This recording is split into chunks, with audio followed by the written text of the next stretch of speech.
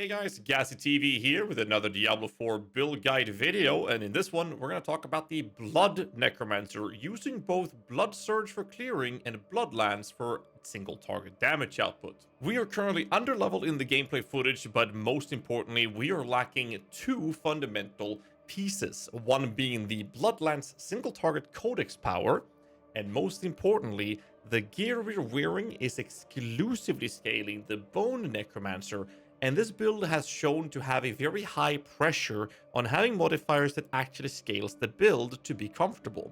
Modifiers such as reduced essence cost, health, most importantly, but also damage whilst healthy or overpower damage are insanely effective modifiers which we do not have equipped in the gameplay footage here. Sadly, this creates a huge lack of single target damage, but despite this, the clearing felt very comfortable, especially when you encounter boss fights that spawns adds. The Blood Surge itself is doing insane amount of damage and hitting targets from very far away, literally one-shotting them, leaving you to only care about the boss itself.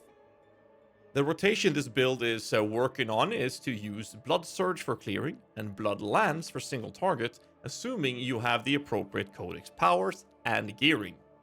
Cursing enemies with Decrepify helps a lot with tanking everything, and when you're running out of essence, we'll be using the basic skill Hemorrhage to quickly rebuild essences. When with the overpowered damage, we're able to do this and deal respectable damage as we're ramping up our essence very quickly. Since the build has very few buttons being used, there's always the option to include a Blood Golem and reduce damage taken. And you can also have the access to two panic buttons in the form of a Blood Mist as well as Blood Wave that allows you to push enemies away.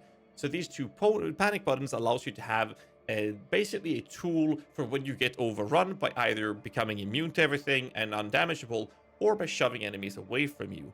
There's a lot of comfortability in that, as the build is designed to literally face tank enemies. You can absolutely level with this build, but I firmly believe the Bone Spear combo with Reaper Skeletons is providing a much smoother leveling experience, and I recommend you check out the leveling guide in the descriptions below, and you can switch to this build before or after doing the Capstone dungeon instead. Again, I want to underline the fact that having gear actually scaling the abilities you're using provides a significant performance change to the build, and the Blood Necromancer was much more sensitive to this compared to the Shadow one or the Bone Necromancer, on top of requiring two codex powers for optimal single target damage and clearing efficiency in the form of echoing blood surges. Now, the Echoing Blood Surge is a codex power you can provide yourself by doing the Horrorfrost Demise dungeon in the Fractured Peaks Act 1. Very easy to access, and I would recommend smacking this on one of your ring slots early on if you decide to level with this. This is how we create a Nova effect and echo effect of the Blood Surge itself. When it comes to the Blood Lance, we'd be having to do a dungeon called Mercy's Reach in the Fractured Peaks. This allows us to deal increased damage to our primary target per lanced enemy, allowing us to ramp up the damage efficiency of the Blood Lance itself.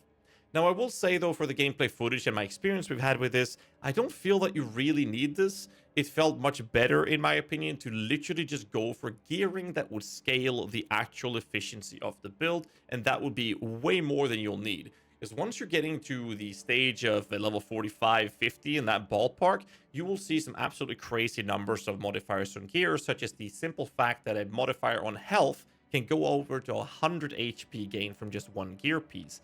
And as the damage supplied by the Blood Surge is completely based around the overpower damage, and having that being based off your actual HP means that you can do so much damage with the more life and fortify you have, which some simple modifiers like that would actually provide on top of the defensive scaling. Obviously, like mentioned earlier in the video, modifiers such as essence cost reduction will help significantly as well as just simple level of scaling of these abilities. With that said, however, if you do like these kind of videos that I'm posting on this channel, make sure you hit the like button, subscribe for more content. I am streaming on twitch.tv/GHAZZYTV. We're going to have a supporter streamer event happening thanks to Blizzard and Twitch. And in there, you can actually support the channel by gifting 2 subs and receive in-game transmogs at the same time. So if you do want to check it out, I'll be on the list participating in this, and I'll be racing to try to push to level 100 Necromancer, the very first of all players in the world. Obviously, I do have the advantage of having early access available through this press release, And because of this, I've decided not to participate in the hardcore race, because I do not want to have any official rewards for doing this. I'm doing this because I think it's fun to do, but I do not want to be there with an unfair advantage, because that is absolutely silly. So because of this, I've decided to do my little personal race for myself in softcore with my team, Don the Crown, Press Start to Pause, and one of my moderators, Slickmaster. So if you want to tune in and check out the endgame content on the Necromancer, among the first players in the world, do check the stream out. Don't forget to hit the like button, subscribe for more content. I'll catch you guys in the next video. Until then, as always, stay safe, keep rocking.